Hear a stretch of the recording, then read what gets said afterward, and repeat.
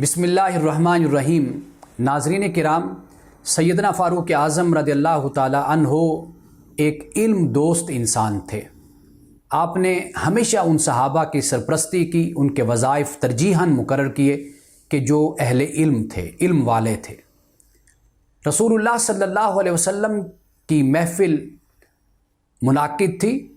اور آپ نے صحابہ سے ایک سوال کیا۔ آپ نے پوچھا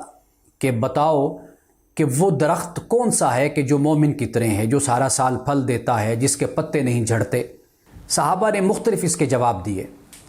سیدنا عبداللہ بن عمر،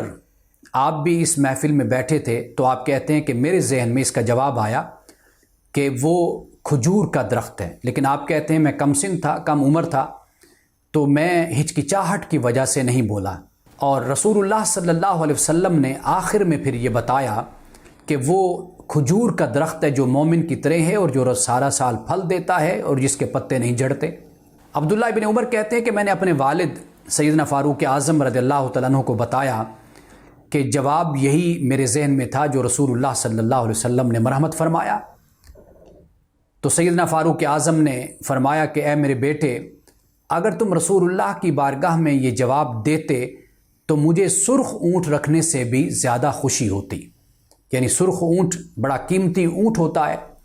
کہ میں اس کو خریدتا، اس کو اپنے پاس رکھتا، اس سے بھی زیادہ خوشی مجھے اس بات پہ ہوتی کہ تم رسول اللہ صلی اللہ علیہ وسلم کی بارگاہ میں ان کے سوال کا جواب دیتے۔ یعنی آپ نے اپنے بیٹے کی حوصلہ افزائی فرمائی۔ حضرت نافع بن الحارث سے جب آپ کی مکہ سے باہر غزفان کے مقام پر جب ملاقات ہوئی تو آپ نے نافع بن الحارث سے پوچھا کہ میں تو آپ کو مکہ کا حاکم بنا کر آیا تھا اور آپ یہاں پر، تو وہ ذمہ داری کس کے سپرد کر کے آئے ہو؟ حضرت نافع نے کہا کہ میں وہ ذمہ داری اپنے غلاموں میں سے ایک غلام کے سپرد کر کے آیا ہوں۔ حضرت عمر نے فرمایا کہ مکہ کا حاکم تم ایک غلام کو بنا کر آ گئے ہو؟ حضرت نافع نے بتایا کہ یا امیر المؤمنین،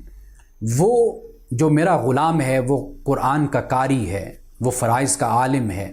اور وہ قاضی بھی ہے، تو میں نے اس کو مکہ کا حاکم بنایا ہے۔ سیدنا فاروق اعظم رضی اللہ تعالیٰ عنہ فرماتے ہیں کہ میرے رسول نے سچ کہا ہے کہ اللہ سبحانہ و تعالیٰ قرآن ہی کے ذریعے سے عزت دیتا ہے اور قرآن ہی کے ذریعے سے زوال پذیر کرتا ہے۔ یعنی سیدنا فاروق اعظم رضی اللہ تعالیٰ عنہ نے اس غلام کو علمیت کی بنیاد پر، قرآن کے علم، فرائض کے علم کی بنیاد پر پسند کیا کہ وہ واقعی حقدار ہے کہ اس کو مکہ کا حاکم بنایا جائے۔ سیدنا فاروق اعظم رضی اللہ تعالیٰ عنہ نے ایک بار جب مہر کی حد 400 درہم تک مقرر کر دی کہ اس سے زیادہ نہ دیا جائے، تو مدینے کی خاتون نے اٹھ کر کہا کہ یا امیر المومنین، جب اللہ سبحانہ و تعالیٰ مہر کی حد مقرر نہیں کرتا تو آپ کو یہ اختیار کس نے دیا کہ آپ اس کی حد مقرر کریں؟ تو سیدنا فاروق اعظم رضی اللہ تعالیٰ عنہ نے فرمایا کہ اے عمر، تجھ سے تو مدینے کی خاتون ہی سمجھدار نکلی۔ اسی طرح آپ نے دیکھا کہ ایک شخص تیر اندازی کر رہا ہے، لیکن جب اس نے تیر چلایا تو اس کا تیر خطا ہو گیا۔ تو آپ نے اس سے کہا کہ بھئی تمہارا تیر خطا ہو گیا، تو اس نے کہا نحن متعلمین، یعنی ہم سیکھنے والے ہیں، ابھی طالب علم ہیں۔ اب اس نے متعلمون کی جگہ متعلمین بولا۔ سیدنا فاروق اعظم رضی اللہ تعالیٰ عنہ نے فرمایا کہ تیر غلط پھینکنے پر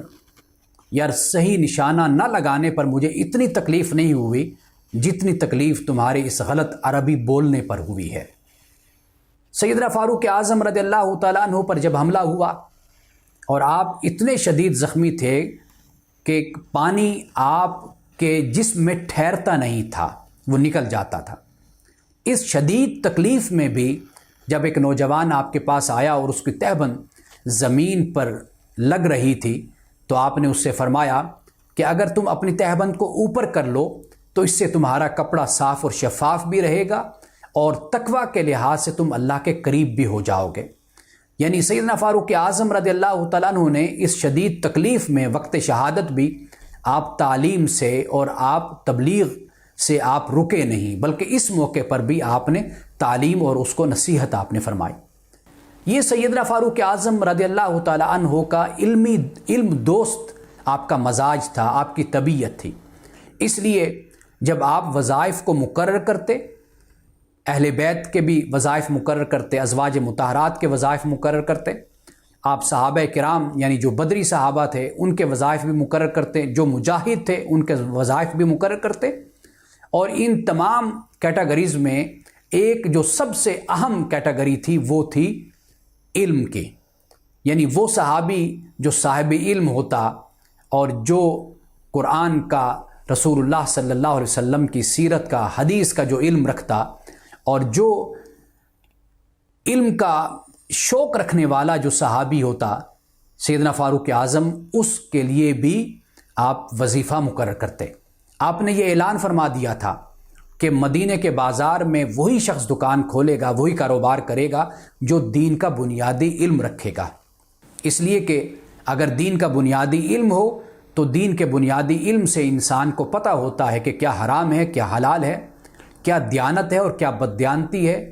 اور کیا اچھا عمل ہے اور کیا برا عمل ہے۔ اور جو کاروبار کرنے والے لوگ ہیں، جو تجارت کرنے والے لوگ ہیں، ان کے لیے یہ بہت ضروری ہے کہ وہ دین کا بنیادی علم حاصل کریں، اس لیے کہ اگر وہ دیانتداری سے اور اگر وہ ایمانداری سے اگر تجارت کرتے ہیں تو یہ وہ عمل ہے کہ جو کل قیامت کے دن ان کو انبیاء، صدیقین اور شہداء کی رفاقت عطا کرے گا۔ اگر وہ یہی عمل بددیانتی سے اور بےایمانی سے کرتے ہیں، یہی عمل ان کو جہنم میں لے جانے کا باعث بھی بنے گا۔